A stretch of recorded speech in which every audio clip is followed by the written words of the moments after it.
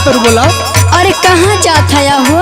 अरे शाम के टाइम हो गई बा, जा तनी बाजारे साग सब्जी ना आई का हो? सुना जात है ना तो समोसा और चटनी ले आया हो। अच्छा तो चाहत जीभ डोले लागल बा। सुना बोला। बड़ा निकला के हो, बड़ा निकला के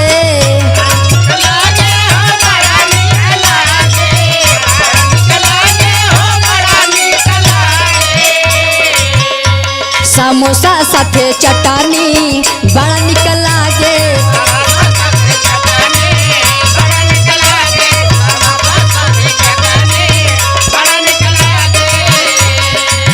बड़ा निकला गे हो, बड़ा निकला गे, बड़ा निकला गे हो, बड़ा निकला गे। समोसा साथे चटनी बड़ा निकला गे।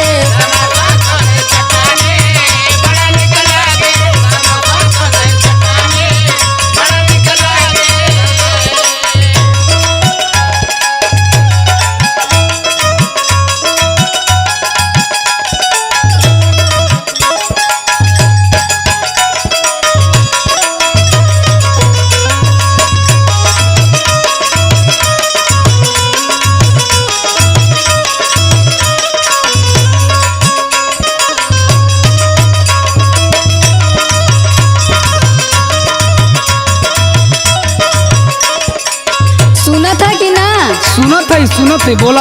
हाँ देखा चटनिया बड़ा निक लगला, समझ ना? अरे तो ठीक बा, लिया देव ना, हमें कौन दिक्कत बा। जइहा बाजार तू लइहा हो सैया,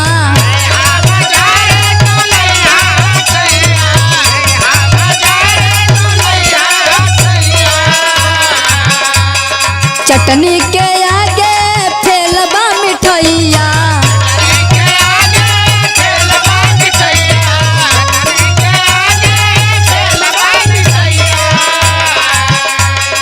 जइहा बाजार बतैहा हो सैया, चटनी के आगे फैलबा मिठैया। चोरी से लइहा केहू न जाने, समोसा साथे चटनी बड़ा निकल लागे।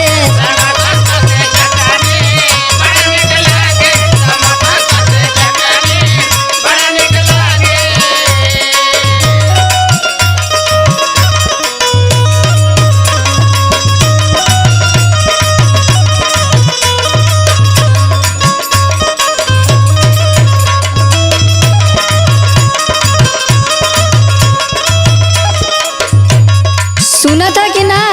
सुना था ही हो। अरे जौनपुर में ठाकुर के दुकान बड़ी प्रसिद्ध बा हो। हाँ मालूम बा, ले आई। सुना बोला। बाटे मशहूर पिया ठाकुर के दुकानिया। वो तो सबे जानता है।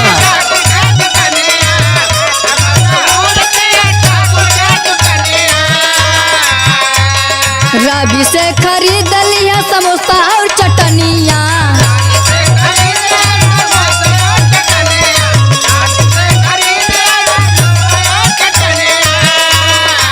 सुना था कि ना?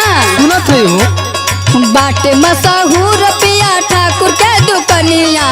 रवि से खरीद लिया समोसा और चटनिया।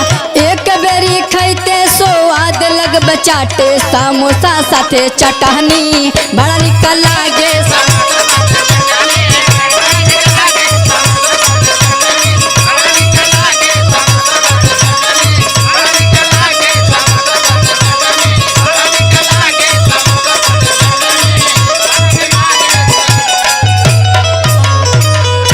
ले ले ये जल्ला की ना।